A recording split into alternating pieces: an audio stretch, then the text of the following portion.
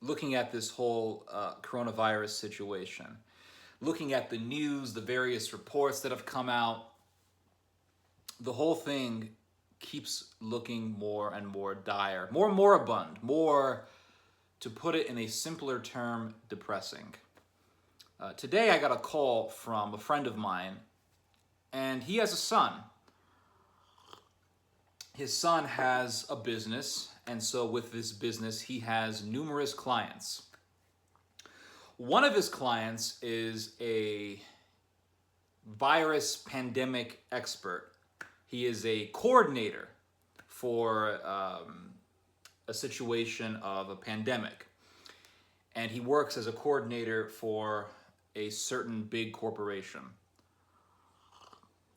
I can't give any names. But this son of my friend told his father that this client of his told him that this coronavirus situation is only going to get worse. It's not going to get better. And this whole idea of, well, it's just going to pass on, it's just going to end, it's going to pass away. Don't worry, it only affects the elderly, as though the elderly aren't even human. That way of thinking is, in a way, kind of immature, because he says it's not going away. And what he specified was that the coronavirus in the next 2 months, for the next 2 months, the coronavirus is going to spike. And there are going to be many, many cases. And then once those 2 months have passed, it's going to seem that the problem is over. It's going to seem that the problem has been controlled and we no longer have to worry about the coronavirus. And then in September, it's going to come back. And then it's going to die down again. And then it's going to seem, well, thank God that's over. And then in the early spring of 2021, so we're talking February and April, it's going to return with a vengeance. And he says, this virologist expert, he says that it could actually kill up to 5 million Americans.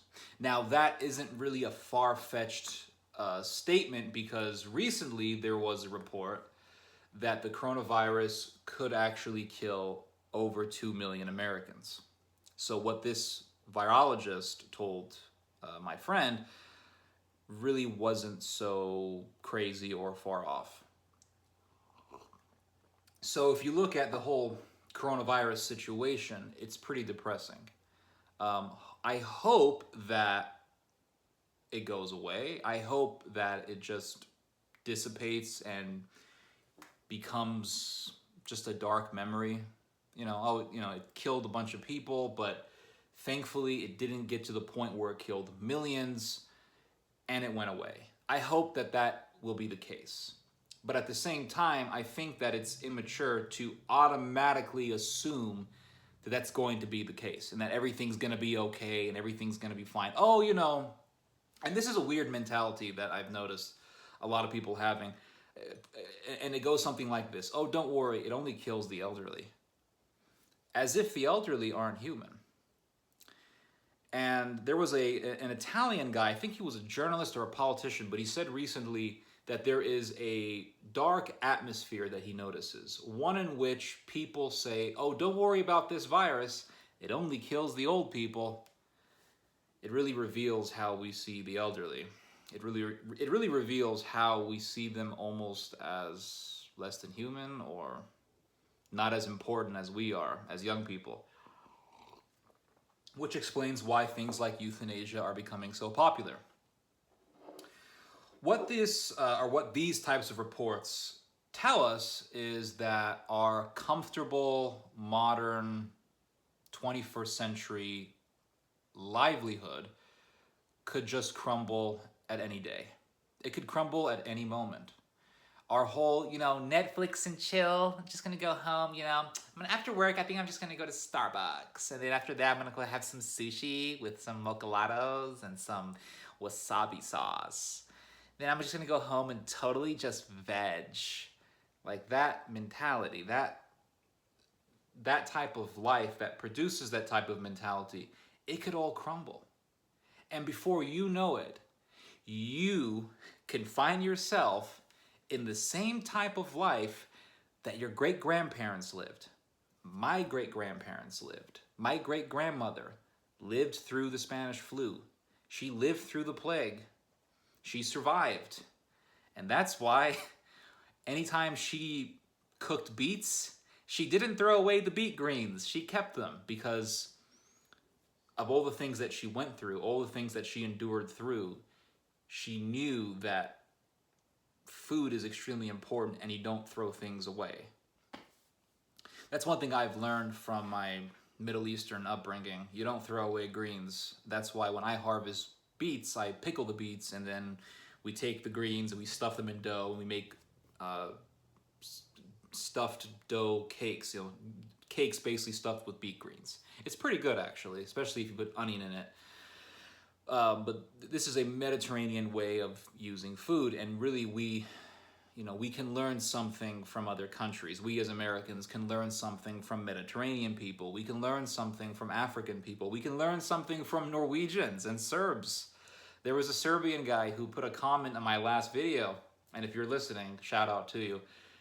He said that, we as Serbs, we've gone through so many wars that we've learned that when you stock up on stuff, it's flour and oil. And I don't remember, I think the other thing was sugar or salt, I don't remember, but I do remember flour and oil. And those things are very important. But your comfortable life, your Netflix and chill lifestyle, your 21st century way of thinking, it could all just crumble at any day. And that's one thing that we have to realize. We have to have a conscious awareness of this reality. And here's another thing that coronavirus has overshadowed when it comes to media reports. It's not just coronavirus that we have to worry about. It's also things like locust. Currently, East Africa is going through its worst case of locust that it has seen in 70 years. And currently, the locust in Kenya are 3 times the size of New York City. Not the locusts themselves, but the size of the swarm is 3 times the size of New York City. And they say that it can grow 500 times that. Currently, at its size, it can eat enough food that would feed over 3 million people. That's 3 million people potentially forced into a position of starvation. The locust problem is not only hitting Africa, it's also hitting India, Pakistan, Saudi Arabia, and also Yemen.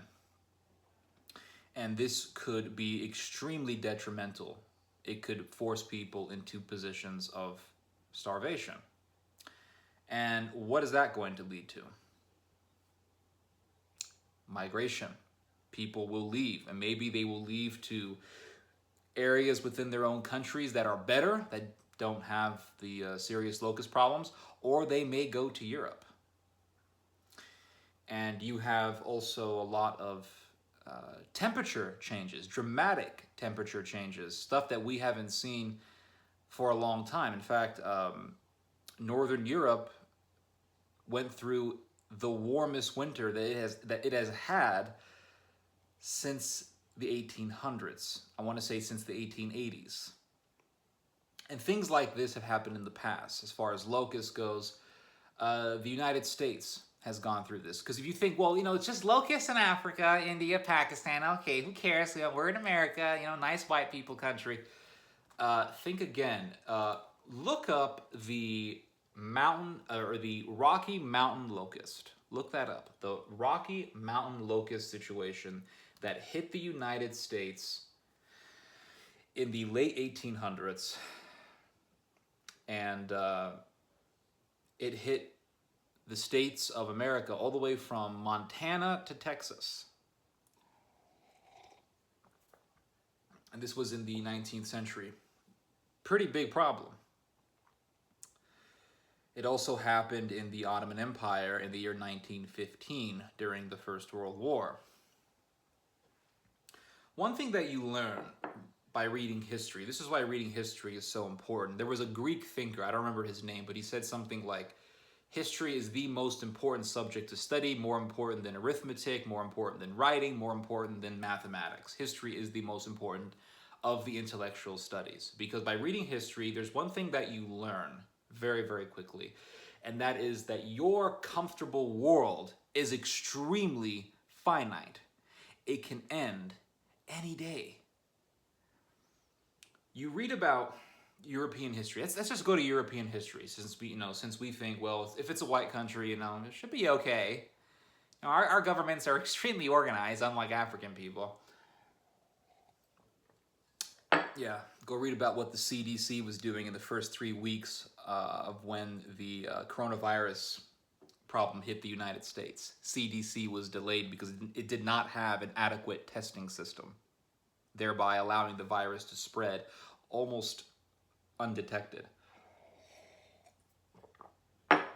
This is tea, by the way, from Mint in the Garden.